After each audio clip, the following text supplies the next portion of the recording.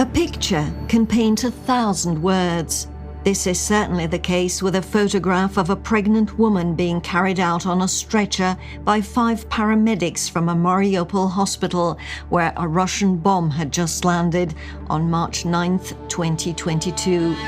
This picture by Ukrainian photojournalist Evgeny Maloletka has become a symbol of the Russian war in Ukraine. It made such an impact on Czech writer Kateřina Tučková that when, a few days after the bombing, Czech radio asked her for a short story about the war, she was in no doubt as to what the topic would be. She filled in with words the gaps left by the photo and thus tried to save the nameless war victim from disappearing into the annals of history. You will now hear her short story, Epitaph, read by Czech actress Petra Bučková. Epitaph. Do you remember me? Or is there something else that keeps you up at night now? These days news events come crashing onto you like a rock slide, one after another, and are hard to keep track of, I know. But maybe you do remember after all. The attack on Mariupol, on the maternity ward, which was flattened instantly. They carried me out on a stretcher, running over the rubble, stumbling, while I looked up at the sky as if the commotion all around didn't concern me. My limp legs folded so that they wouldn't fall over the edge, and my hand pressed against my strangely arched belly, in which life had been stirring only moments before. That's me, the woman in the photograph that flew around the world, the woman who was simply named Pregnant Woman, because they weren't able to track down my real name.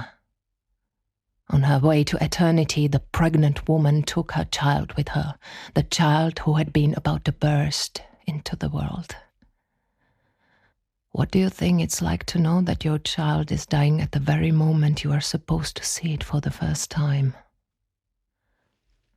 To be honest, during the last few months, death stood at the door so many times that I stopped counting. I was at the Mariupol maternity hospital, my legs propped up high, blankly staring out of the window, where first I watched the shimmering light of late summer, then the vermilion flames of autumn, and finally the embroidery of frost spreading across the glass window pane. I lay there motionless for those endless weeks, while the little one grew inside me slowly, uncertainly. Even a sneeze might have scared him away. Only when the old year morphed into the new one did I finally feel relief. He's a fighter. He'll survive now, they told me. And with these words, something inside me lit up, something big, hot and bright, which illuminated the future like the rays of the midday sun. I basked in them greedily, suddenly overflowing with plans of what needed to be prepared, bought and finalized. Every night my husband would find his phone full of questions and instructions. That's when I was finally able to look at myself in the mirror. And in the reflection I saw a woman whose ashen face was once again full of color, who pushed her shoulders back and stood tall once more, who finally dared carry her full womb with pride. For future checkups were never again to bring fear, only joy, pulsating with the regular beat of a tiny heart, whose echo I could hear long into the night, as I strenuously turned over in bed, big and clumsy, but wildly happy. During those nights, I finally allowed myself to love him. I imagined his eyes, his hair. I wondered whether his smile would resemble that of the man who sent me anxious messages every night, who rolled me out to the park in a wheelchair every Sunday, as if I were made not of flesh and bone, but of fragile glass. My queen, I read every morning on the display of my phone, my world, my life, for you and for our joy. Tell me, what was the point of it all? Kill me. Kill me. I screamed when the dead baby was cut out of my belly. And those were my last words, because the men who dragged my limp body over the ruins and rubble could not outrun death.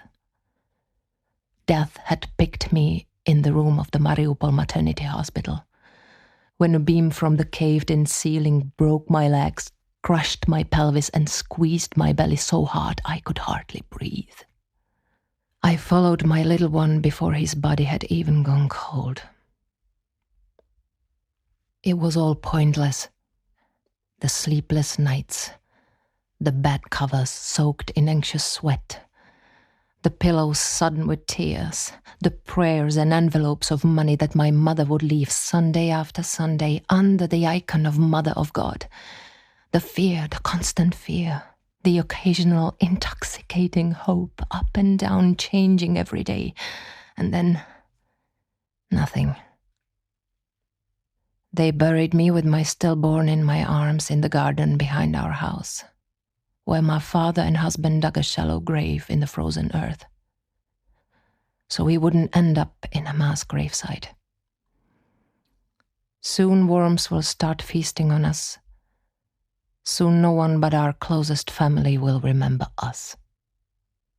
Unlike the one whose name is now whispered by the chorus of all human voices. Unlike the one who engraves himself deeper and deeper into your minds and history books every day. Hundreds of thousands of pages will be written about him. We don't even get an epitaph.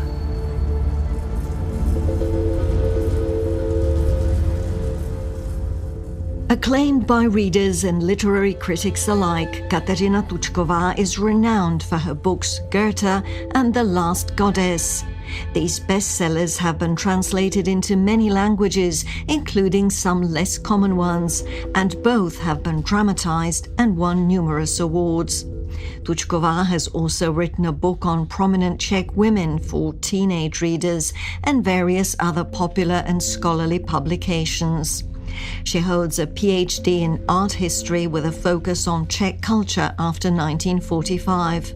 Her latest novel, Bílá voda, White Water, set in a convent on the Czech-Polish border in the 1950s, was published in April of this year.